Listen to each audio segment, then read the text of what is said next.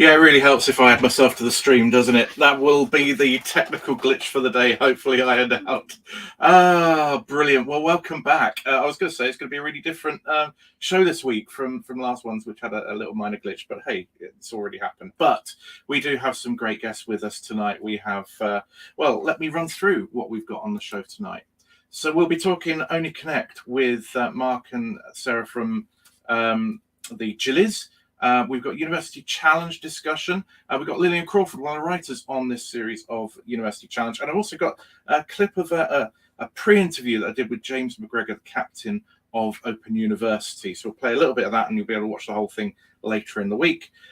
We also have Tom Gibson, who was on Brain of Britain today. So we'll be chatting to him. We'll be running through the nominations for Quiz of the Week and Quiz Team of the Week. We'll be concluding today's show with our discussion of the champagne moment of the week. And yeah, a reminder that you can put comments in the chat and we will try and pick up on those comments as we go. And let's have a look because we already have a few. Catherine Burkett, hello. Snazzy Quizzy says, hiya. Chris Dyson, hiya. Gerard, a bit more verbose. Hi all. Hope I don't lose electricity as the sky appears to be falling on our heads here. That's, well, Gerard, let's hope it doesn't fall on your head. The kind of chicken little quiz people are now going to dub you. So, yeah, we've got a good bunch of people to talk to tonight. Before I bring a guest on, just want to say a very quick thank you to the patrons that we have who join All Things Quiz and support us and also take part in the activities that we do kind of outside of the stream.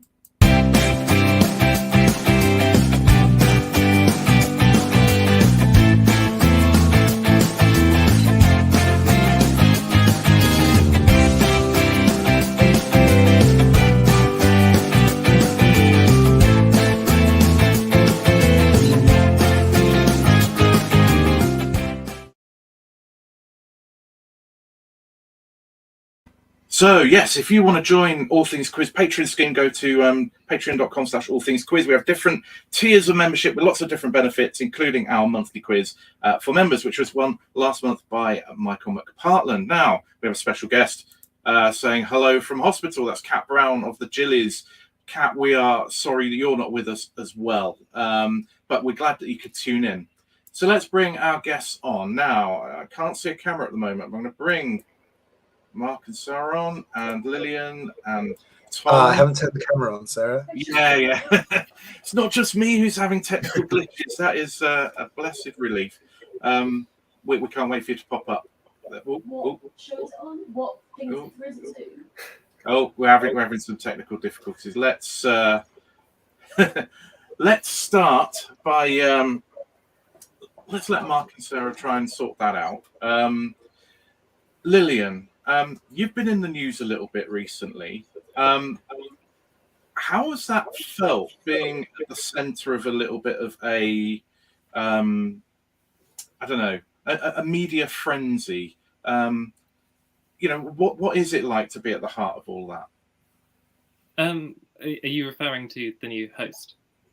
Well, yes. I mean, that was, I guess, the kind of the high profile one. Lots of media who like to bash the BBC picked up on that, but you know, obviously, you know, they like to pick people's Twitter comments and then run with them. In this case, it was you. Yeah, you know, I mean, I don't, I wouldn't exactly describe it as a frenzy. I would say that it was sort of, I'd been sitting on a lot for quite a while, quite a lot of frustrations that I had with talks about who was going to be replacing Jeremy, and I thought I'd be honest with people about how I felt about that, especially as I don't work on the program anymore for various reasons, but I felt that was something that I needed to comment on. And it did get picked up on, and we did a little bit in our Quiz Week show about it. And I guess watching the show tonight, I was playing a little bit of a game of guess Lillian's questions, because because I know you have been quite vocal about trying to expand the canon and about trying to represent subject matter, but also kind of the lived experience of different people within the student community in the world at large. Before we get on to whether I was guessing correctly, how much scope does a writer have to kind of drive, that sort of change and improvement? Yeah, well, I mostly did the picture and music questions. I was sort of allowed to do a handful of starters and bonuses and things. So there was a few in this episode, and there was a few last week. But I suppose you have to sort of try to cover everything. There were two of us doing the picture and music. So that between the two of us, we sort of divided things up between us, depending on our sort of skill sets. I'm very much not a scientist or a geographer. So I have done a few of those in the series, but I mostly focus on things that I'm sort of more familiar with, or that are more sort of in line with my own interests. But there's a whole pool of writers, and it's not helpful to just have one person on the show trying to diversify things. It's important that there are more people working on it who are doing that. And I think for that, you might be able to guess some of them, but I'm sure I have friends asking me, "Did you write these?" And I say, "Oh no, that was someone else," because more people are sort of trying to diversify the range of subjects that we ask about. So I think that's a very positive thing. It is positive in all forms of quiz. I'm going to add, Mark. Hey, we got a video. Good evening. Hello. And I think, obviously, there's been comment about Brain of Britain as well in the press recently about how Brain of Britain's changed its canon. It's very much less traditional than it used to be in terms of subject matter. Tom, as a contestant on Brain of Britain, what did you think the canon was going to be when you went into it this time around? So obviously I was aware of the headlines from Russell about the canon and stuff, but I've been listening to it for several years, and I noticed that there's more of a shift towards sort of general pop culture and various diverse things, and but there was still very much the tradition of very much the core subjects. As the show's been going for 50 odd years, there's going to remain that sort of level of it. But no, it was great to be asked about various different things you wouldn't necessarily expect, and it's reflective of the way the quiz is going these days, I think. Yeah, definitely. Kat is welcoming Mark in the flesh and under the drink with Pizza Express. And an extra special guest joining us. Who is our special guest? This one. Yeah. This is Tabitha. So I don't know if you noticed, but I was quite pregnant with her when I was on Only Connect, and she is now out. Well, glad to see it. I mean, it would have been. Well, I suppose it would have been kind of interesting if she decided to come out whilst we were on the show. But yeah, very welcome on the show. As are you? Sorry, is it Sarah or Sarah? I don't want to. Sarah. Sarah. Yeah, sorry, you must get that all the time. No, it's fine. Diversify. We just started talking about kind of diversifying the canon, and Only Connect's a little bit different because it kind of puzzling, can touch on all sorts of different things. But last week we had the first question was a defecation linked. When you're approaching Only Connect, again, how broadly you kind of thinking that you might kind of have to dredge knowledge from different areas? Well, it's super broad, isn't it? I mean, everything from the shipping forecast to, as you say, poo. And I guess that's the beauty of Only Connect, is that it is about knowledge, obviously, because you need the knowledge to get there, but it's more about connections. So quite often you can have gaps in your knowledge, but still sort of logic your way through it in a way that perhaps with other quiz shows you can't quite. Yeah, I hate the fact that you don't know what you don't know. That's the killer. I'm fine not knowing stuff. It's when I'm not sure. And Sarah is our sort of lateral thinking expert, so she was able to do things that I couldn't even hope to do. But even so, when you're thinking about it, especially in the first round, odds are when they explain it, you're going to kick yourself. And yeah, that happened quite a lot tonight. I I mean, looking at the questions, the first one absolutely. Oh, hang on. The music first out. Was that the nightmare scenario? Oh yeah, I think you could tell from my face that was the scenario. I was not pleased with that as an outcome. I think it's fine, honestly. I think the music questions are about as hard as the other questions. So, Yeah. In fact, in a sense, often by the third or fourth one, you can have a decent stab, and that's not the case with all of them. So, I'm all right with that. Yeah, I mean, I think we did well, to be honest. But yeah, for me, certainly it was not what I'd been hoping for from a first. Well, I mean, you picked it up, didn't you? Anyway, you got the connection quite nicely done, even down to explaining that a red dwarf isn't a planet. So that was. Honestly, they edited out an even more embarrassing piece of me telling Victoria about astronomy. So I'm delighted about that. Dear. Lillian, watching it as a viewer, but also as a question writer, as a professional at this sort of thing, do you find yourself playing along and enjoying it, or do you find yourself with that sort of professional critiquing thing happening? I think I've always critiqued it. I like Only Connect a lot because it is so diverse in the range of topics that comes up, that I think sometimes I find it quite frustrating that there aren't more sort of highbrow questions. I don't know if that's I don't like to think that there are brows and things, but yeah, so it can be difficult sometimes. It's a very different program to the University Challenge and the kind of things that are being asked about, which is a good thing. Yeah. Tom, you've done Brain of Britain. I think we've got an echo mic, Mark. I don't know if you can check your audio setting. There's a cancellation function. Tom, you're watching Only Connect as somebody who's just been on Brain of Britain. How do you view that process of trying to solve these puzzle questions that people have put in front of them?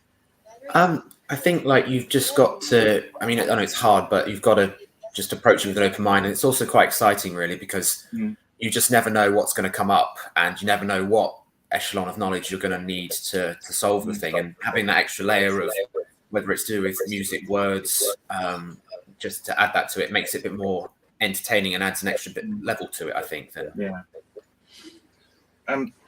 So, Jillies, what we know that on Only Connect, some of the team names are not necessarily genuinely representative of how people know one another. Are you all genuinely Jilly Cooper fans? Shall I answer this question? Is the answer going to be we are now? We are now. I know these guys because of the Jilly Cooper Book Club, which my wife is a member of. I hadn't read any Jilly Cooper books when I was asked to join the team. I now have. I'm now a big fan. I'm now continuing to read them, 3, and fully intend to get through the canon. So yeah, slightly belated. We are legitimately all big fans of Jilly Cooper. Yeah, and to be fair, you did know, as you said, you're in our book club. That is how we knew you. So it was. You may not be a Jilly fan yet, but you were certainly a sort of. I was adjacent to Jilly. You were Jilly adjacent, yeah. Jilly adjacent. Well, I mean, let's say it doesn't really matter, does it? As with a lot of things on Only Connect, like the a person who once did X. Some of those things are also a little bit elaborated and adjacent to the actual truth. So it's very fitting with the show. You can see Tabitha and her father in the background there. Yeah, you are on camera, just literally on camera, reflected in the bang in the middle. It's okay, no appearance fees. So first round, what were people? And again, put this to people who are watching as well. What were favourite questions in that first round? Mark and Sarah, what of the ones you got, or maybe just the ones in general that were asked? God, first round questions that we really liked. It's all a bit of a blur, even though I've just watched it back. I mean, even though I hated having a music question, I was then, when I got a music question right, I do think that is a real badge of honor, because so often the music questions just floor people, and I was expecting it to floor us. So I guess in some ways, retrospectively, now it's happened, and I know we got the answer right. That may be my favorite question from a pride perspective. I think my favorite is actually a failure, because I pressed the button on the missing vowels round, had no idea, and Kat, who I assume had pressed it a millisecond after, had a stab, got it wrong, but it wasn't my fault, and that's the important thing. Well, I mean, we'll save that one for champagne moment, just in case that comes up. Lillian, again, watching on as a setter, what are those first round questions, general connections? Any of those leap out to you? I liked the top left one because I am dyspraxic and I can't distinguish left and right, so I was sat there agonizingly trying to work out which side these things were on. So I think I particularly enjoyed that question because I was sort of having to try to visualize it very carefully. Yeah, that's a good answer. Tom, how about you? I quite like the top left one as well, because especially the first one was very self-referential, very meta, of only connect to reference itself. And I also enjoyed the music question because I find, I quite like music part of it and stuff. And I think, the music question was really good as well. Jamie's put was such a satisfying answer. Yep. Really was. We didn't feel stupid at all. That was one of those ones where, like, in the run up to it, when we were prepping and we were trading, whatever, it was always like, must make sure that we check whether something starts with a capital letter or not, because if the second line doesn't, it's often positional. You've got to look at the position of things. So it was just so frustrating when Victoria's like, well, where are they positioned next to each other? And I'm like, oh my God, it's one of those. We have been practicing ones like that. So I can't believe I missed it. It's so obvious when you can see it. Infuriating. When you say you've been practicing them, so before going on the show, have you been literally running through, there's this type of connection, there's this type of connection, and did you allocate responsibility to different people to look for different things? It wasn't quite. We went through the past book and we did a load of quizzes, and there are things that naturally people are better. So that was probably my miss, because that kind of lateral thinking, positional thing is the type of thing that I normally get. Like Mark is in charge of geography. Like we have like natural places where we go, and if there's a map involved, you see the cat, and I just like, yes, the only person who knows where anything is. So it wasn't. And we did sort of kind of make it. It wasn't as formal as you were suggesting, but we'd be going through and we'd be like, okay, this kind of thing happens a lot. This is the type of structure of question that comes up quite a lot. Let's try and remember that. It's hard also in the heat of battle to have that kind of clarity of thought. You're against the clock, you're aware, do I ask for another one, and all that sort of malarkey. But I think round one did treat us to a number of things. The whoop whoop sound of the police. Enjoyed that. That was lovely. Favorite comment. I just hear Dolly Parton. I thought that was a lovely little aside. But yeah, round one, 4-3, tight affair. We'll just have a look at a quick roundup of last week's winners, and we move on to second round. Last week's Quizzer of the Week, voted for by you, was Michael McPartland, who won the ATQ members competition. Second was Jill Woon, third was Ujwal Deb. In Team of the Week, No Sleep Till Pittsburgh from OQL USA were the winners. Master Quiz from Quiz Nations Asia Pacific was second, and Durham University from University Challenge were third. You can submit nominations for Quizzer of the Week and Quiz Team of the Week. Go to tinyurl.com/ATQ nominations. Deadline is 5 p.m. on Monday, British summertime. You can nominate from any quiz competition. You just have to tell us who is deserving of a nomination and why. Later in the show, we will tell you who's been nominated this week. Okay, we're back. So we had a comment here about round two from Dave Matthews. Fourth being fourth was pretty meta too. And that one fell to you guys. We just didn't know. You're cross though, because you knew it was shipping forecast, whereas it wasn't even shipping forecast. It was, related. But you're right. It seems so obvious in retrospect. I mean, funnily enough, watching it tonight, I only got the fourth thing for the first time. I didn't get it when we were in the studio. I just didn't get it. Didn't occur to me. I mean, I was watching it. I was confidently saying to Valerie next to me, I said, "Oh, it's shipping forecast areas, and it's either going to be North Sea or Doggo. It's going to be one of the two of them." No, completely wrong. Completely wrong. that's just how it goes. But you know, it was felt like quite a tough round 2. They're always tough. Sequences rounds are horrible. Yeah, I mean, the one which I imagine you again kicking yourself on. You got the question of sport. You knew the connection, and then Paddy McGuinness. There's nothing more frustrating than when you absolutely know what you're looking for, and you absolutely just cannot get there. And even as we kind of went with, you know, it was like, we've got to say someone, let's say a sports person, let's say the Chris man, Gary Lineker. Even as we said it, you know, we knew it wasn't right, and you're just sitting there and you're waiting for the answer to drop, thinking this is going to wind me up. Even as it's happening, you're like, I'm going to be so cross about this. And unsurprisingly, I was fuming about it once it was. But you know the very best bit about that? Valerie next to me always calls Gary Lineker the Chris man. So we were in absolute hysterics at that description of him, and I really hope that somehow he gets to see that. Lillian, different type of question when it's sequences. Any of those ones kind of leap out at you this time round? I'm struggling to remember them, to be honest. It's so many questions that you get through in an evening. It's difficult to. It really is. Can I remind you of the American currency one? Oh yes. That was a lot of fun. That one killed me because I sort of had the answer. Yeah. And I didn't get it right. I appreciate I got it wrong, but I sort of had it, and I was sort of absolutely beating myself up, actually thinking, oh, should I like query it? Should I say, did I, you know, was my answer good enough? And it wasn't. I got it wrong, but I got it right in my head, if you know what I mean. But it was a little bit like one there was last week, where there was some controversy as well about kind of, I think it was quarter, half, 3/4, and full. And as soon as you said quartermaster, I thought, oh, okay, it's going to be like that one. Yeah. But the beauty of it being the American currency replacing the number, just... It was great. It was a great question. Yeah, really was. Hats off to whichever of the evil people on the writing team came up with that one. I thought the seasons one was tough as well. Yeah, that was tough. That was cool.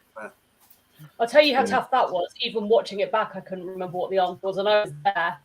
So maybe I'll get this time around. Absolutely not.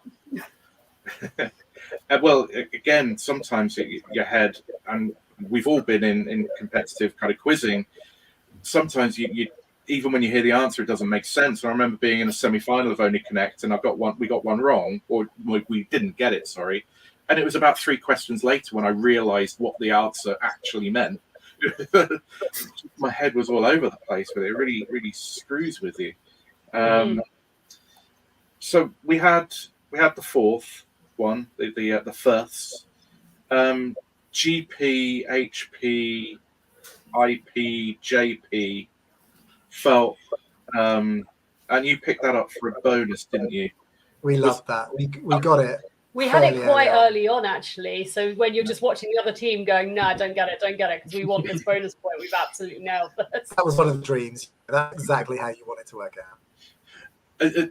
Are you doing, you know, when you sat there, are you trying to kind of almost look baffled or trying to do something just so you don't think the sequel is easy? Yeah, it's trying not to shout out when you've got the answers, and sort of whispering to each other, and then you land on it and you're like, shh, shh, shh, shh, shh. Don't let them hear what you're saying. Exactly. Be really quiet. If they don't get it, nip in at the end.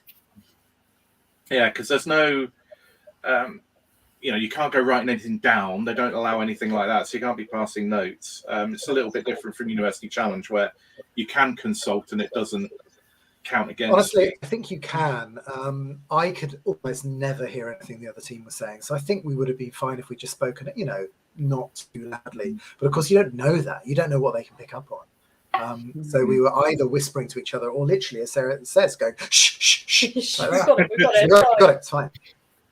Did you have earpieces then? Sorry, do you mind if I'm just curious? Because we found with University Challenge that sometimes it can be hard to hear the students conferring, but with the earpieces in, people tended to talk louder, so you can hear people nice and clearly now. And I think I've noticed it with Only Connect as well, that you can hear the conferring a lot a lot louder. I found myself which is speaking really quietly more during the entertaining. show. I think it was kind of lack of confidence, because if I speak quietly, then if I get it wrong, it's not as bad somehow. But obviously they You play can't around hide with from it. the cameras. You can't hide from the cameras. Can't hide from anything. But that was my logic to myself at the time, I think. But I think you say you can't hide from the cameras. I do think in OC they're quite kind in the edit at times. You know, if you say something monumentally stupid, there is a good chance that if they can take it out, they will. University Challenge, Lillian, do they have a similar kind of duty of care attitude that where possible they'll spare blushes? I think so. I think sometimes if a question isn't answered, they sort of put things out. I think so. I think there's some good faith involved in the edit. Obviously, you wouldn't have been involved in the edit as a writer, but yes, I did. I was a little bit okay. because my role was a bit more extensive than just writing questions. So I did a bit of the editing stuff as well. Gareth, I think you've nailed it with kindness, actually. Throughout the whole process, everything felt really kind. Victoria's incredibly kind. The production staff are just really sweet, and you know they keep themselves in the background, but they're supportive. The makeup artist is kind. The staff are kind when they bring you coffees. Everyone is kind about everything.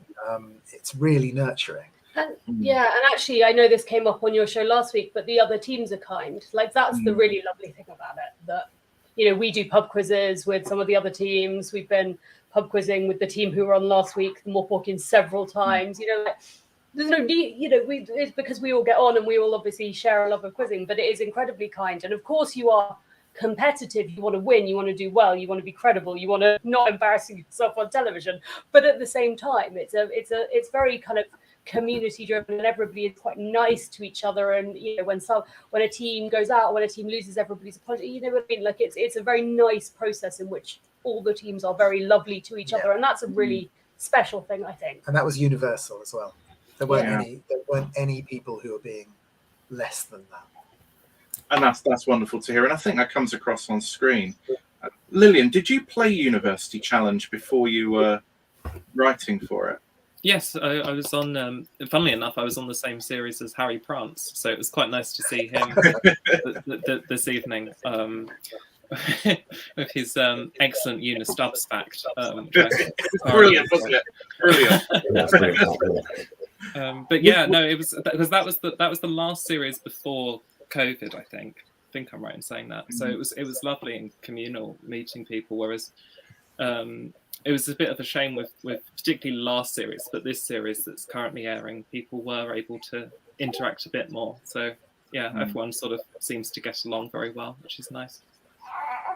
And of course, there's no reason not to be getting along, because it's it's meant to be fun. I mean, I know obviously once you get to the business end of a tournament, then there's a lot of pressure on you, but that still doesn't mean you can't kind of get on well with people and be kind of civil. So it's good to hear that is the case. Tom, in an individual quiz like Brain of Britain, how much do you have to do with the other players?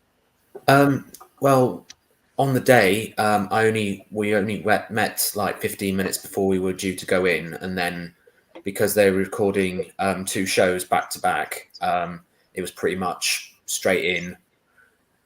Do a practice round and then straight into it, and you could watch the other people's show a recording, and then there was some opportunity afterwards to socialize with like wine and Pringles and things like that. So there is an opportunity to do so, but it's unlike, I think, from my experiences on studio quizzing and stuff, it's very limited. But it's only a half an hour show that you're there for, so the chances of you and with radio, it's very much very on the point. It's not much different from what you hear that goes out.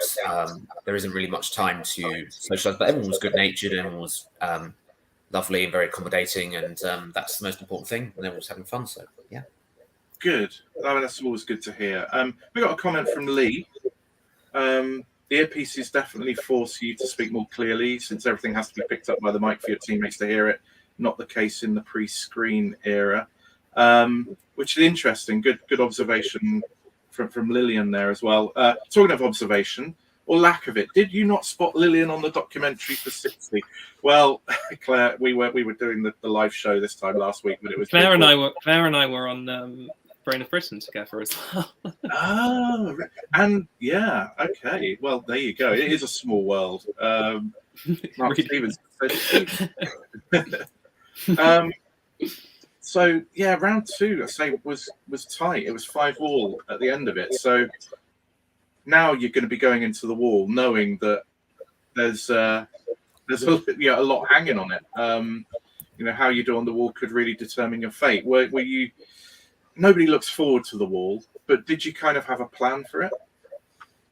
The same plan that everyone else has, I guess. You rotate through the things you need to rotate through, and you hope you nail them quickly enough. Enough time to spend on the trickier bits, and that's pretty much how it worked out, I think. Yeah, you could hear some of our kind of like when Kat was looking at the wall and she's like, have we looked at the endings? Have we looked at the anagrams? Have we looked at this? Like we had a sort of mental tick list of, if this isn't coming together for us, there are standard things that we should check. So endings, beginnings, anagrams, etc. Just to try and make sure that we hadn't missed anything obvious that, like some of them are knowledge based and you're either going to know them or you're not, but some of them are more wordy or whatever. So we had a kind of mental list of things to check for that. But yeah, that's about it as far as real strategy goes. Yeah, I mean, it's when you're in the heart of it as well, it's difficult if you're not immediately spotting connections, or even if you spot them and you still can't solve them, that kind of pressure can really fluster you. I think it's also important to keep talking as well, because any idea that your teammates can pick up on, it might be the spark that you need to solve it. No, exactly. That was our number one rule of the whole of Only Connect. It was say something, even if it sounds stupid, because the number of times when we were going through past quiz and the answer we'd look at the answer and what must have been like, I was thinking along the lines, but I thought it was stupid. And it's like, say what it is, because you might spark something in someone else. And the number of times you'd go, oh, in fact, you saw it in one of the earlier rounds when I can't even remember what it was, but I was like, oh, could it be? I said, oh, could it be rhyming? And Kat went, oh yeah, Kill Bill, Ill Will, whatever. If I hadn't got all the way there, but if I hadn't started with rhyming, she wouldn't have been able to end it. And it's such a teamwork game, because sometimes you've got a bit of knowledge over here and someone else has got a bit of knowledge over there. You'd never get it on your own. But if you're talking to each other, you can kind of, it starts firing and you can kind of pull things out of what seemed like a question you just didn't know the answer to. Suddenly you find that you do. And exactly on the wall, a comma is not a butterfly. A grey is a butterfly. We didn't know either of those things, but obviously you get to that point and you say it and it worked out, and there we go. From that point on, we didn't actually get the final one until the very last moment. But that was you out of nowhere. The Chris's. So. Yeah. Was that one of those? I think it was the Oxford one, wasn't it? Right at death, where the wall has been solved, but mentally you're still trying to work on it whilst your captain is taking. That was very intentional, actually. I did my absolute best to ignore anything Kat was saying. Saying, okay, it's first round, we should be able to get this. And looking back on it, of course it was Oxford. Of course it was. Everyone watching it would be shouting at the TV screen, but of course, not quite like that when you're there. And as I tried to say, oh look, I've got it. Kat literally said to me, "Shh, Victoria's talking."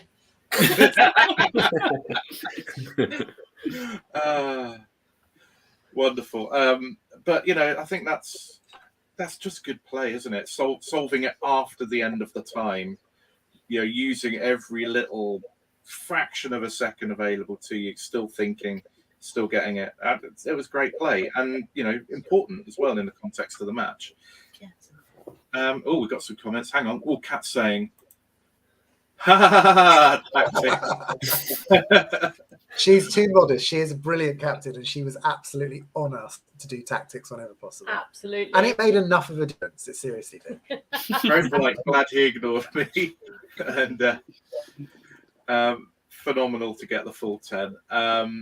It was phenomenal. When you watched the other team's wall, the first time you've seen that wall, presumably, you must be playing it as you're watching it. How would it have suited you, do you think? It's hard. It's impossible to say, because it's so much easier from the comfort of your own home. I found our wall easy. Do you know what I mean? Like, it's just it's so hard to know what it would be like on the day when you're stressed and adrenaline is running and emotions are running high. There were some bits of their wall that I thought, oh, that's quite nice. And I pulled out a category straight away. And there were some bits of that wall where I was like, oh, that's awful. I'm glad I didn't have to deal with that. I found it quite similarly level to all that, you know, some nice bits, some less nice bits. You kind of muddle it there in the end. Exactly. You know, after a couple, it's like, oh yeah, it's fairly obvious from now on. But would I have got that first one as quickly? Would I have got it at all? I don't know. So it's impossible to say. It felt a similar level of difficulty. Yeah. It's funny watching walls from at home, I find, because quite often if you're watching, and I'm not talking about this series or our opponents or even us, but it may well have been us because we took a long time to actually pull one out. But quite often you'd be watching it at home and you'll have worked out broadly what all the four connections are. But because you can't go around in circles, you're basically relying on the team playing on the TV to pull one out so that you can start eliminating choices. And you're sitting there going, well, these are your four, but I can't work out which moving part is which until you've actually pulled some out for me. So it's an odd experience watching a wall, I would say. Exactly. Yeah. So you just see the monitor, do you, with the brick, the wall on it? You don't see, there's no bigger screen or anything? There is a big screen. Yeah, we do. It's just when we're trying to second guess someone's wall. Yeah. Then we're absolutely reliant on what they uncover or don't. Yeah. So like the grayling thing, for example, is it a crisp? Is it something else that turns out to be a butterfly? I mean, watching like another team on the you know, when you're watching on the telly at home and you're kind of shouting at them, these are the categories, but you can't actually nail down the four because there's overlapping things, and it's I would say virtually impossible to do, or for most people to do all 16 in your head and know which the floating ones are until you've started eliminating a couple of them in that period of time. I think that's a really good point, actually, because, you know, we've talked before, it's the easiest thing in the world to, you know, claim you got a 5 point or, you know, that you would have solved the wall. But, you know, when you're in studio, when you're under pressure, when you've had all the other stuff going on in the day, you know, in my case, too nervous to eat and then have a sugar crash or whatever, you know, it's, you know, you're there in the moment, you only get one shot at it. And it's a different beast. And if you try something and it doesn't work, that can throw you. So it's you know, there is nothing like being in the studio. I think something. Sorry, I was going to say there is a slight element of luck to it, not in terms of getting it right, but you know, typically there's 5 or sometimes when you're really unlucky, 6 one category, and it is a real element of luck whether on the cycling round of the possibilities, if you hit that first or if you hit it 6th, then it makes a real difference to how much time you've got left to do the other. Yeah. And most people, when they go in, are circling. You know, they're like, well, here's our 5, let's eliminate 1 each time, and there's an element of luck to which one you eliminate first. Yeah, Simon's saying, oh, for the days of the interactive walls on a BBC website where you could actually play in real time. Oh, golden days those were. I think that for me, the critical one actually might ironically have been the Stubbs group. I think Levi was such a git of a misdirection for Jeans. Yeah, but you know, say that I think they did well. They got the Jamie Foxx group, which was not an obvious. You know, you can say there's a bunch of films, but knowing it's Jamie Foxx is another level of knowledge. I would have got the Stubbs group in an instant. I wouldn't have got Jamie Foxx ever. Yeah, simple as that. Yeah, I think there's one film there. I didn't realise it was in it. As a film person, that was the first one I got. Well, there you go. Film is my job, so I have no excuses. So you know, both teams did well, but it did leave you 5 points clear at the end of that. When do you first find out how the other team have done on their wall? When Victoria says it. When you're back in the studio about to do the missing vowels. Okay, so do you spend the intervening period between doing your wall and going into studio thinking, well, if they've done this, our tactic will be that? Were you going through that kind of... I mean, I don't know what tactics you might have other than try and do it really quickly. Well, also, it depends if you go first or second, doesn't it? You went second and then you go straight in to missing vowels and you see they're already seated there, so you don't come across each other. So the team that goes first has some time to sit and think, oh, I wonder how they've done. And everybody tries to like deadpan and so they can't show on their faces how well they've done. But until Victoria said, so this team's this and this team's on that, you've got no idea what you're facing and how difficult or easy your missing vowels might be. Yeah, I mean, that's it. So you get that kind of rude awakening of, oh, we're 5 points ahead, which is kind of a little bit of the dream scenario that you go into missing vowels with a lead. But it wasn't straightforward for you. No, I think we lost 4 points in a row, didn't we, or something like that, to start that round, and essentially threw away our entire lead. And then Kat just pressed the turbo button, and the rest is history. Yeah, it was the 1985 or whichever year it was. I mean, it was epic. TV show. It was absolutely.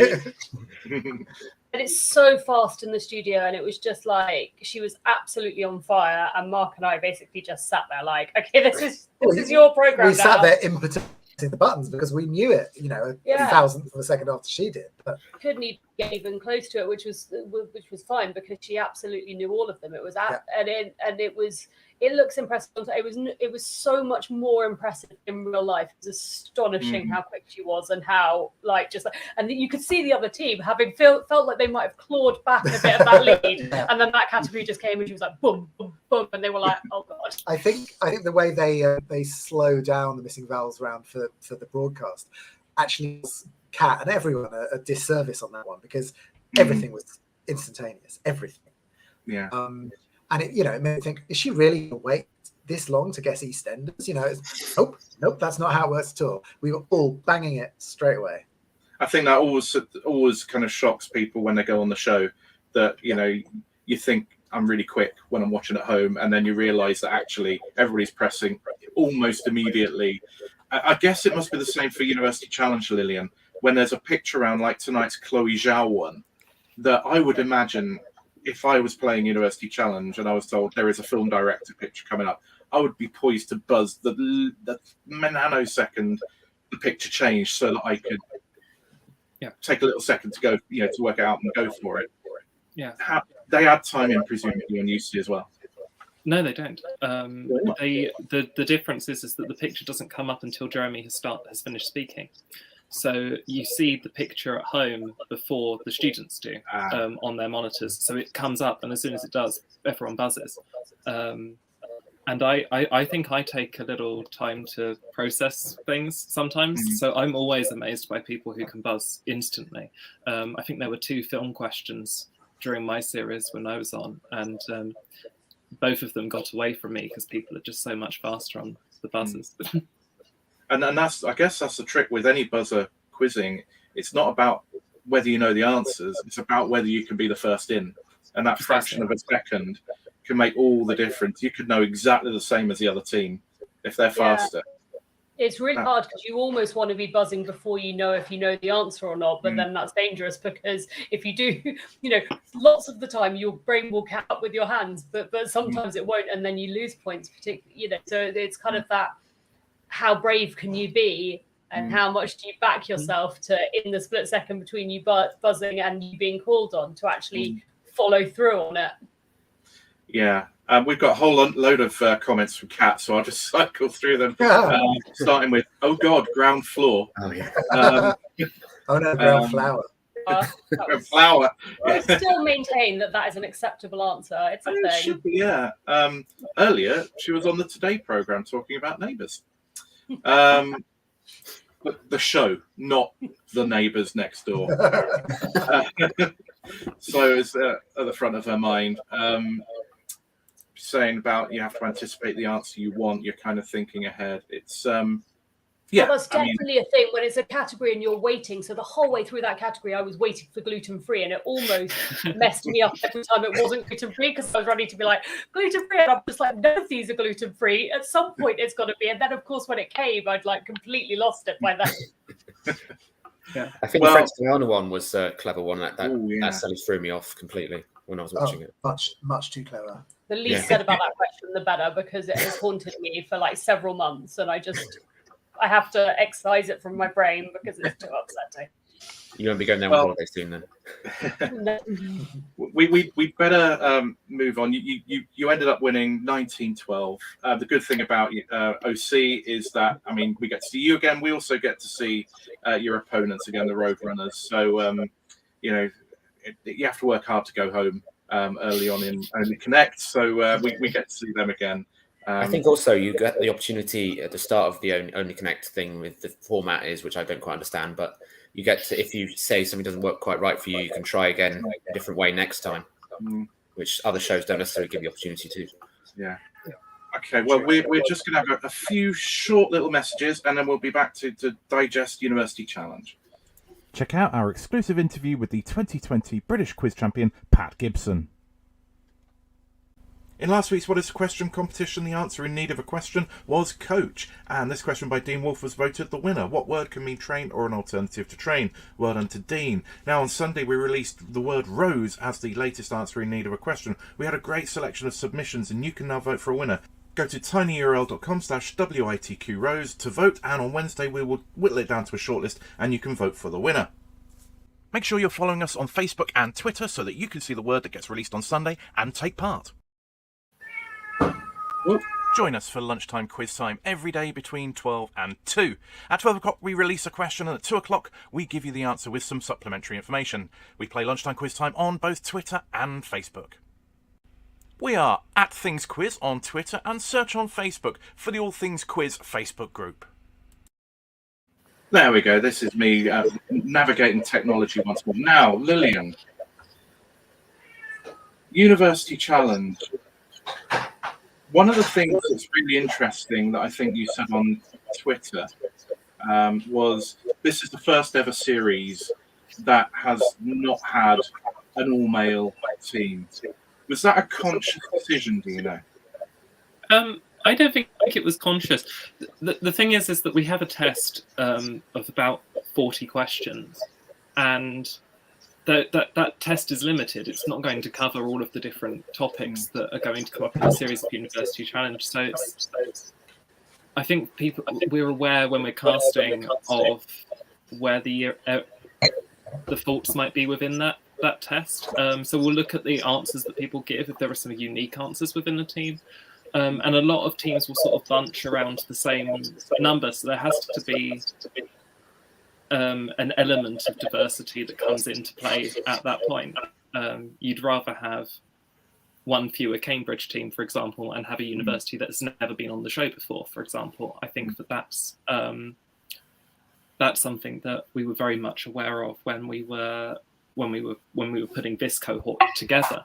Of course, the reason why you get all male teams is because there might not be the opportunity to not, for example. Whereas this year, it was absolutely no point in the process of casting the series and looking at those tests that we thought, oh yeah, no, we need to let, I don't know, another all male Oxford team. There's only 8 Oxbridge colleges on the series this year, which is, I believe, an all-time low. 4 from Cambridge, 4 from Oxford. So it's quite nice to have 20 teams that aren't from Oxford. And there's loads of universities that haven't been on for a really long time, which is really exciting to see. Yeah, and that is really good, because the university higher education kind of sector has diversified. There are loads of different types of institutions, lots of different specialisms. So to have a very narrow subset of that doesn't really make sense anymore, if it has for quite a while. And you can't get much more non-standard than Open University. You've got a bunch of people who aren't studying in the same location at all, possibly have never met. It turns out we found out from James McGregor they'd never met. They met twice, I think. The second time was when they went to studio. So it is a quite different world. You've been a player and obviously worked on the show during the COVID era. How do you think the COVID kind of changes, adaptations affected the student or quizzer experience? Yeah, I definitely think that, as you say, with the Open team, they hadn't met each other. That's the nature of Open University. That was definitely the case. Sorry, am I still getting that echo? A little bit. I think it's coming from Mark. We'll unmute you when you Mark. That would be great. Sorry, it's quite distracting. Yeah, I think that last year we had all of the teams saying we'd never met each other before. We'd only met each other on Zoom and had meetings that way. This year, that was less the case. There were quite a few teams that still said at interview that they hadn't been able to meet each other yet because we were still filming at the beginning of this year, so there was still COVID restrictions in place, and COVID restrictions in studio were very strict. But yeah, no, I think that most of the teams had been able to get together, go to pub quizzes, do buzzer practice together, and it makes such a difference. You can instantly tell when a team knows each other really well and they're really good friends. I think that's what's so great about Only Connect, is that they are teams made up of groups of friends, families, the people who already know each other. You have to be. Whereas with University Challenge, it doesn't necessarily have to be the case. There are universities that will put forward a team of 4 people plus a reserve who've never met each other before. And that's the other thing. You can be really great in the test, but if there's no chemistry between the people in the interview, that's why we interview the teams, they're not going to be entertaining to watch on camera, and they're probably not going to do very well when they actually have to sit together and confer on tough questions. So, yeah. Mark, do you think there's an advantage to knowing your team really well as you did? It maybe kind of you can shortcut some of the politeness you might have when there are competing ideas on answers. Yeah, I mean, you're talking marginal gains, then absolutely. We didn't do vast amounts of practice, and we don't know each other like siblings. But I mean, you and Kat may do. But yeah, Mark and I had only met. Sorry, I've swapped a baby for a cat. So hello. I think Sarah and I had met twice before we started doing this, and then we had several chats, and we got to know each other better, and we get on, and it was brilliant fun. Kat's a fantastic captain who brings everyone together. So yeah, we honed the way we worked together. We felt, okay, darling. We felt less silly, like having the dumb chats that may lead to nothing, but maybe they will. There's a cat's bum for you.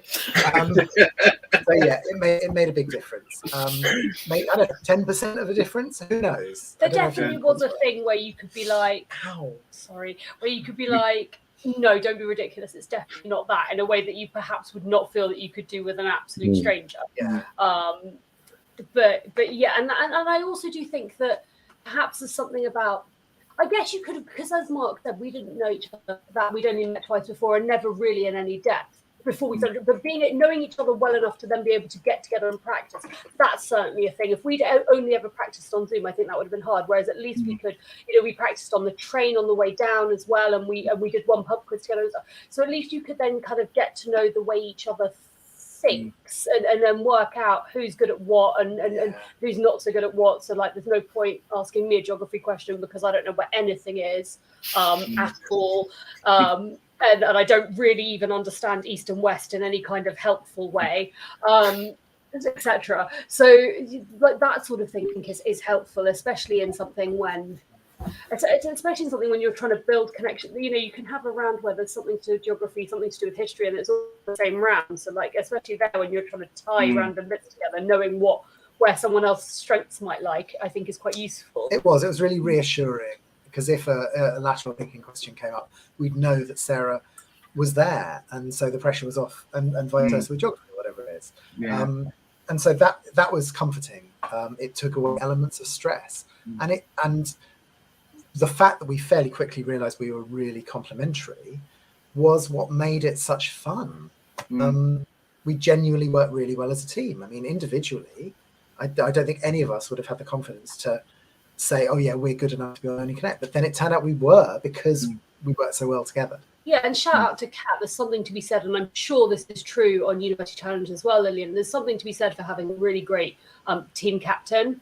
Like, Kat was so reassuring and so calming. And even though I absolutely know she was as nervous and scared as the rest of us on the inside, she absolutely was like, no, we're all going to be brilliant. You're all fabulous. We know what we're doing. We've got a plan. And that was kind of worth its weight in gold, of being able to rely on her to sort of steer us through what is, despite how lovely it all is, still fundamentally quite a frightening experience. Terrifying, exactly. Yeah. She was brilliant. She was perfect. Well, talking of captains, good segue. I caught up with the captain of the OU team yesterday because he couldn't make it onto the show tonight because he plays Merseyside Quiz League. We're going to put out the full interview later in the week, but here's 90 seconds of him talking about one aspect of captaincy. And so on, really.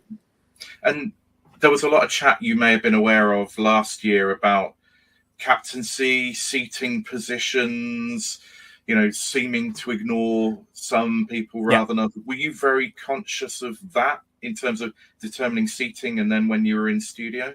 I was quite conscious of that. They left it up to us to decide on our seating position. So obviously the captain's in seat 3. I just left it up to the other players. I said to them, do you get any preference on where you'd like to sit? A couple of them did. So we sat kind of where we wanted to, really. There was no sort of disagreements over that within our team. Nobody really minded. So, but I was kind of really conscious of that because I'd seen that criticism that some teams got on social media last year for, people sort of perceived that they were ignoring players in the team. I think no one, well, certainly a non-quizzer wouldn't really understand the sort of time pressure you're under on the show. And if you know an answer, then I think you're just going to say it, without consulting your team. But I was kind of quite conscious of agreeing on an answer before we said it, at least in the early, in the early part of a match before you're under pressure. I was trying to be quite, trying to be quite obvious in doing that and speaking to each member of the team, even if just like okay, go, like that, really. So I thought that was quite interesting. It's the first time I've heard from a captain saying they're really conscious of what social media, particular things social media was saying. Lillian, do you think did you get a sense that there was a lot of that this series after like Michael Hutchinson, Michael Bartel, and others last season? Yeah, definitely. This was something we were aware of and wanted to make sure that the captains were aware of it. In fact, we sort of split the teams up between the people in the production team. Sorry, could you mute that again? I'm so sorry. Thanks.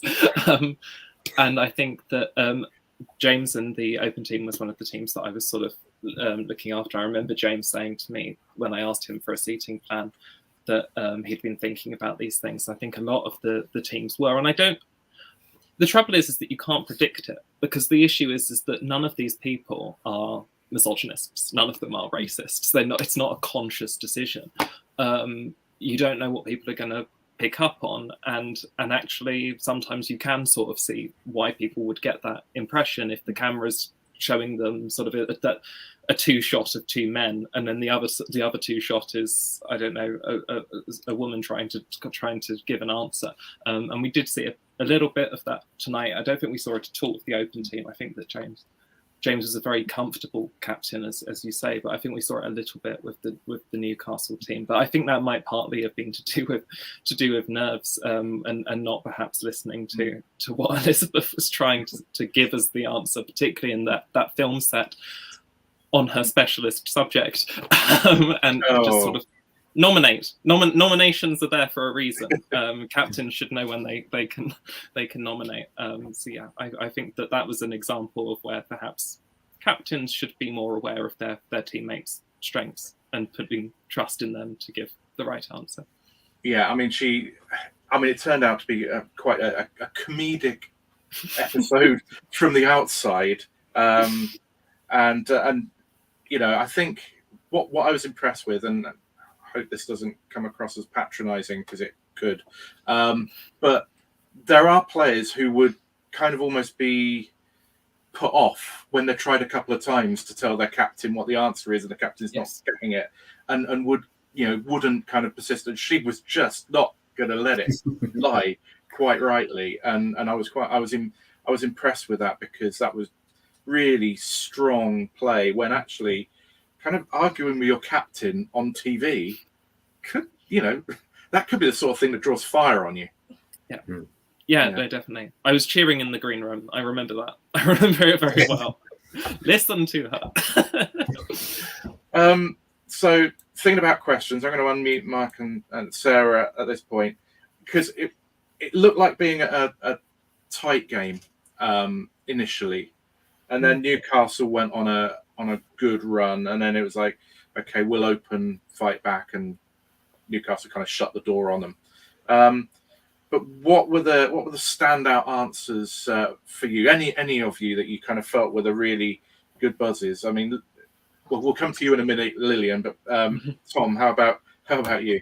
I think the picture round was good. I think, I mean, for me, I didn't realise that the Science Museum had different branches and everything, and to show all the different places around the UK, and I was saying in my head, "Oh, V&A's got to come up. V&A's got to come up," and luckily it did. But that was really interesting. It was something I learned as well from it, as well as getting lucky to get the right answer, whilst watching at home. Yeah. I love that question too, although I was going, Tate's going to come up, Tate's going to come up. Yeah. So clearly. But I didn't know about the Science Museum branches either. I thought that was a really elegant question.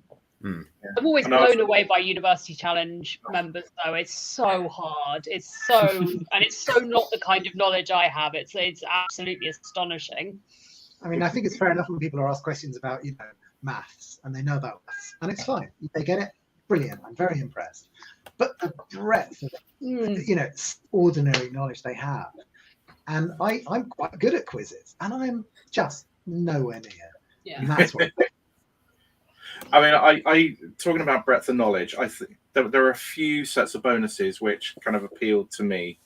The modern art, Kinde, Wiley, Basquiat. Lillian, was that one of yours? It was not. No, there's only one set of text bonuses in there that I wrote. Okay, go on. Which one? It wasn't that one. That was the Sarah Waters set. I loved that question. I was just about to mention that question. A few people in one of my WhatsApp groups were raving about that question. That's that. Yeah, no, I had to get tipping the velvet in there. You won't be able to see that, but highlighted in yellow on my phone is novels of Sarah Waters. So there you go. If we had an option of representing another author in Only Connect, I would have wanted to do Sarah Waters. Yeah. Wonderful. Well, I think that is great because again, absolutely legit major novelist, all sorts of spin-offs, really legit to ask about. But I also like kind of the Beyonce samples. They kind of the route in to a set of three and three quite different musical styles. I think it's just the creativity rather than name these three works by Haydn. Absolutely brilliant, and I think more the white people need to be asked that kind of question. Yeah, it was fantastic. I didn't know anything. I when I wrote that set, it was because I realised that you can't clear Beyonce for copyright. There's all sorts of artists that you could never use on University Challenge. Beatles, Rolling Stones. There's so many, and Beyonce is one of them. So I thought, well, I'm going to get around this somehow. So I thought samples was the way in there. So I was. No, it's a great question. I was slightly disappointed with how the bonuses went down, but the starter was got eventually. So it's all good. I got the Outcast one at the end. That was a good one. Yeah, I think the chances of King Crimson with the age demographic was probably a bit of a reach. My brother, on the other hand, would be punching the air. But I just think it's great because you can't rely on narrow knowledge in perhaps the way that you were able to before. So to ace a set like that means that perhaps everybody on your team has to bring something to the party because it's unlikely any one of you is going to have all of the knowledge. So I thought that was great. So I love the Film Director Festivals one because it was kind of gettable. Two of them were fairly well known. The Palme d'Or, the Venice one with the lion with the wings, but the other one with the shell. Oh, the San Sebastian one. San Sebastian, where you could work your way with a little, if you knew about the Santiago de Compostela pilgrimage and stuff like that, you could potentially make an educated guess. And I liked that. I thought that was very clever. There is a rhythm to it, but it goes sort of medium, hard, easy in inverted commas. So that's why it sort of flowed that way, and you can be quite creative with the middle one.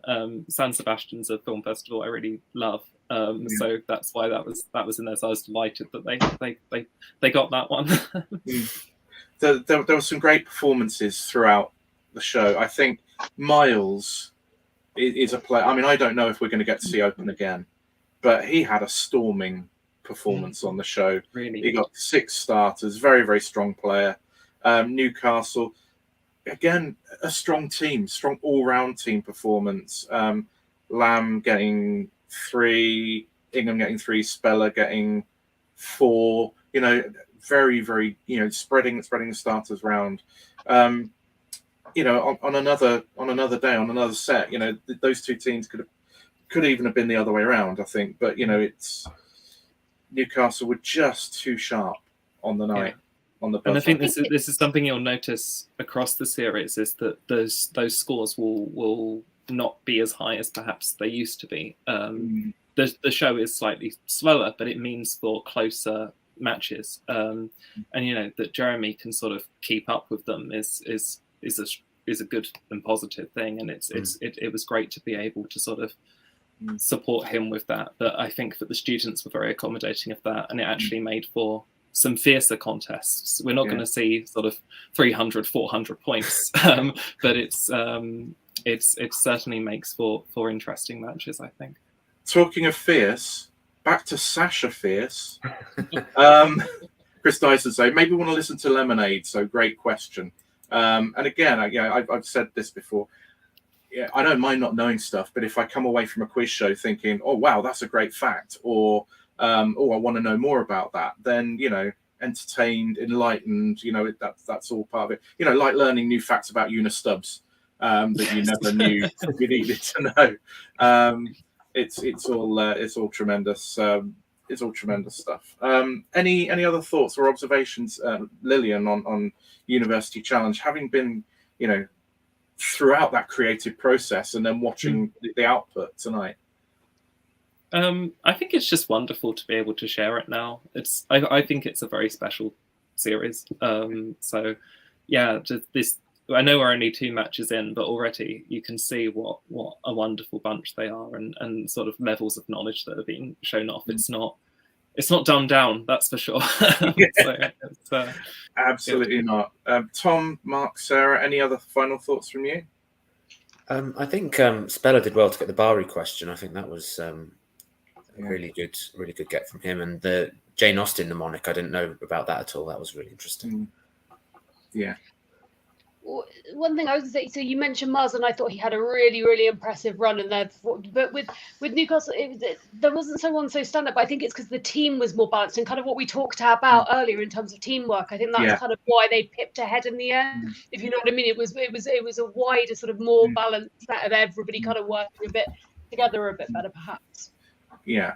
No, it was a good all-round team performance from them, and you saw it in the bonuses, you saw it in the buzzes.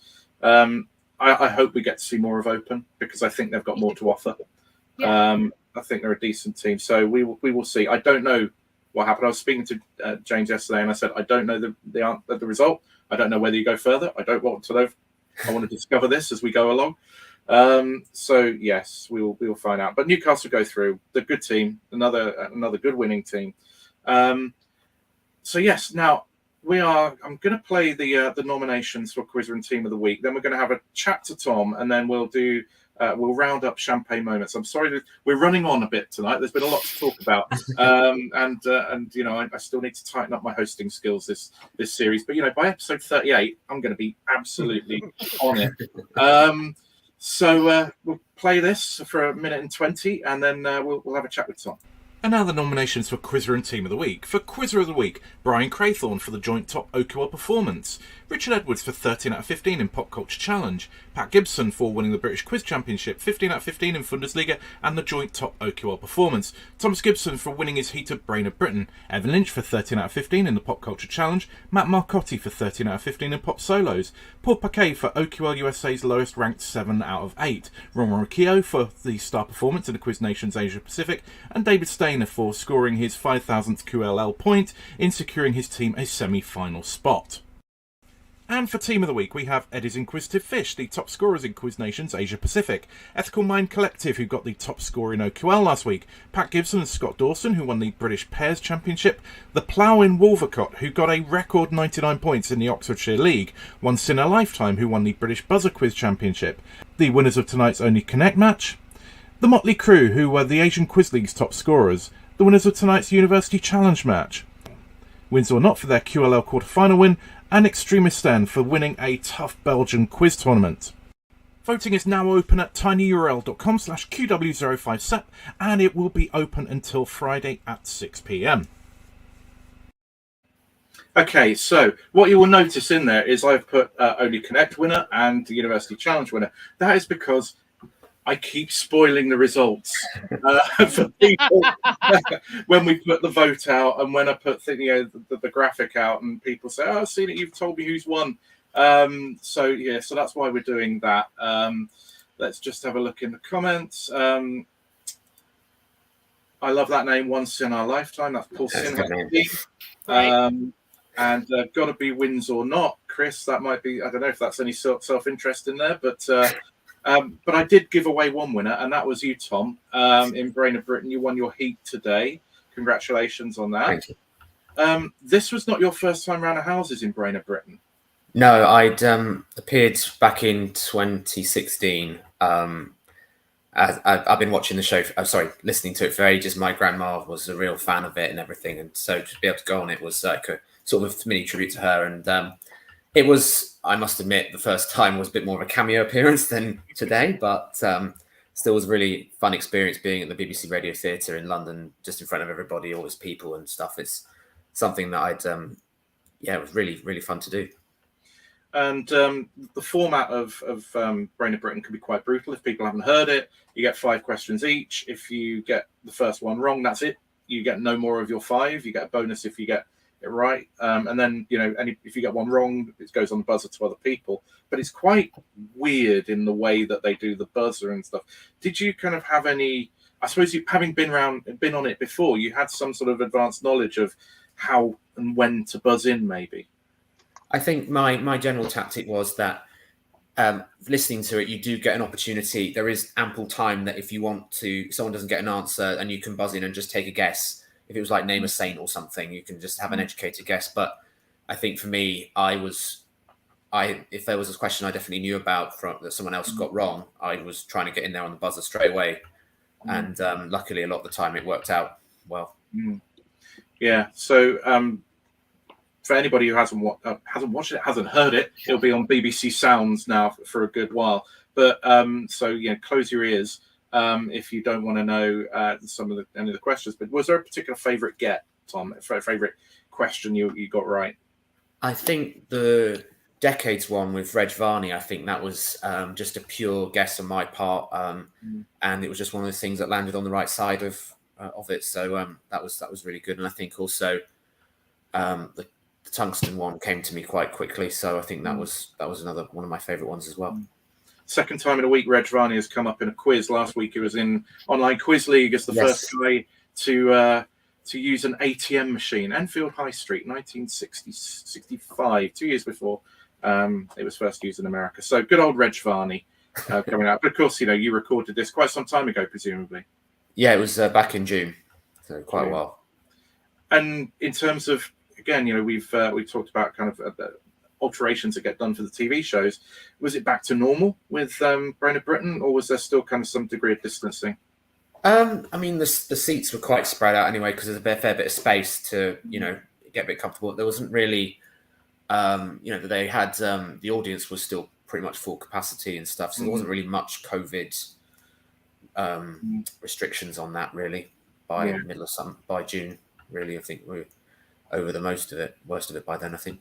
How long did you have to then kind of gear yourself up for the next round? Well, I'm still gearing up for it. It's not. It doesn't happen until the middle of October, and then if it was to happen that I would go through, then the final would be recorded on the same evening. So, I've got that to look forward to. So that should be fun.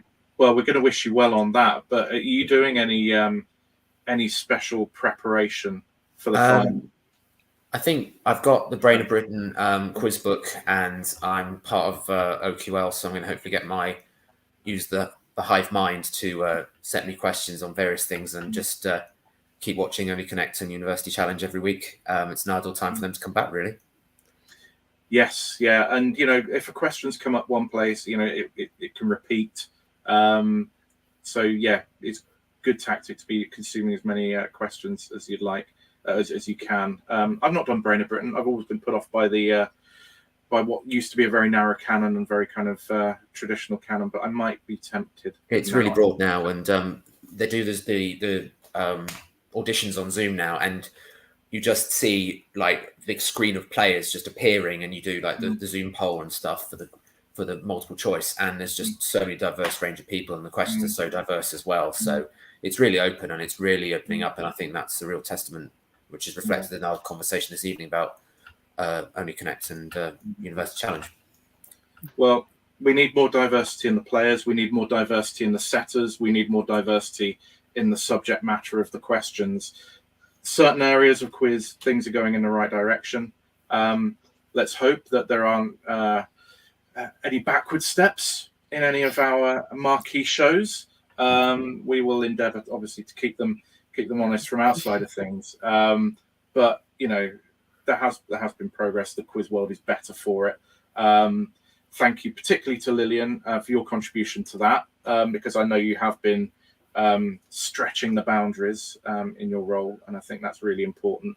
But I think it's incumbent on all of us to hold quiz organisations and TV to account and to kind of demand they do better.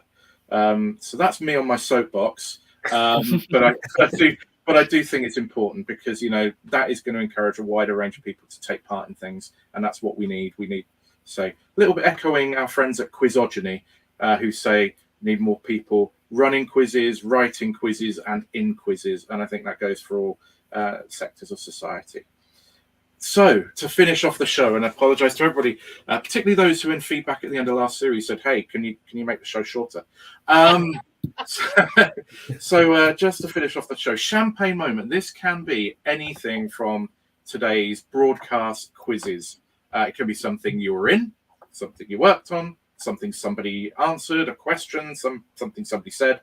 What was your favourite moment? Lillian, let's start with you. It's got to be Elizabeth putting her foot down. That was terrific. We need to see more of that, and particularly when it was on a question that I would sort of spent a lot of time working on. So I was, I thought that was wonderful to see. It was. We've got just comment here for Catherine. Diversity. Pleased to see the autism questions on UC. Again, I didn't write those, but I liked them a lot. Lube is the only anagram I can see, says Gerard. Kind of bringing us back down to earth. Tom, how about you? Your champagne moment, and you can make it about yourself if you like. Well, I think I'd like to include myself in that with Brain of Britain today. But I think also I can't remember what her name was, but when she got the sample for was it Yes? I think there was just such a look of surprise on her face that she couldn't quite believe it. I think that was a really touching moment. So I think that's my major champagne moment for tonight on UC. So. Okay, Chris's was in the Court of the Crimson King. Clearly, that's the demographic there. Mark and Sarah. Well, we probably have different ones. I'm going to go with my own personal champagne moment, which is, I have to say, I'm sorry, but lube is the only anagram I can see. And it comes back to, did we have tactics? So in the wall, under quite a lot of pressure, Kat said to me, "Are there any anagrams, Sarah?" And the only, lots of the words were long. The only word there that I could see an obvious anagram was blue. So I said on television, lube is the only anagram I can see. It's an absolute miracle that the BBC have let that through. I was absolutely 100% expecting that to be cut. So I'm delighted to know that I have said lube on television, and that will haunt me for the rest of my days in a hopefully quite entertaining way. Mark. I have to agree, Elizabeth's moment on University Challenge, but also the poor captain, who clearly had no clue, just repeating whatever came into his head, and her sort of banging her head metaphorically against the wall. But personal point of view, it was how great a captain Kat was. In our triumph. She was epic from start to finish. She was so up for the chat bit. I mean, if I had to do that, I'd been more scared about that than anything else on the show. And she just launched into it. She was brilliant. And then she nailed the listening vowels after we'd started to screw it up. I mean, everything about her was brilliant that day. Yeah, she was great. And it's a team game, but it is good to recognise when somebody, sometimes, particularly over the course of a series, each player might have the game where they're the one that drags the team along and makes things happen. Certainly tonight, you all played your part, but she did play a captain's innings. So, great work. And we send our best to Kat, if you're still watching. Maybe, we've invented a new anaesthetic and but no, so yes, thanks for that. I guess say for me, the can moment, but I'm slightly tinged with, but I don't, it's not nice to kind of embarrass the captain, but it was also it was a funny moment. I suppose the only other one then to go with that would be with the Uda Stubbs fact. It's kind of, there's that sort of Frank Paul kind of element of just pulling something from nowhere that is just marvelous and just throwing it into the mix. That so I thought that was pretty special as well. I thought that's good. But it was some really good shows tonight. I really enjoyed Only Connect. So congratulations to the Jillies. We look forward to your next contest. Tom, good luck in your semi-final in October. Lillian, thank you so much for coming on and sharing your kind of behind the scenes insights. It's really, really brilliant to hear from you. And I'm sure you'll all have me knocking on your door at some point in the future to try and come back on. But that is it for us for tonight. We will be back next week. Among the guests is Dave Bill, returning for his umpteenth appearance on the show. I think we've got some of the contestants from Only Connect, but I will confirm that during the week. Mother's Ruined, I think, are coming on, and we may have more.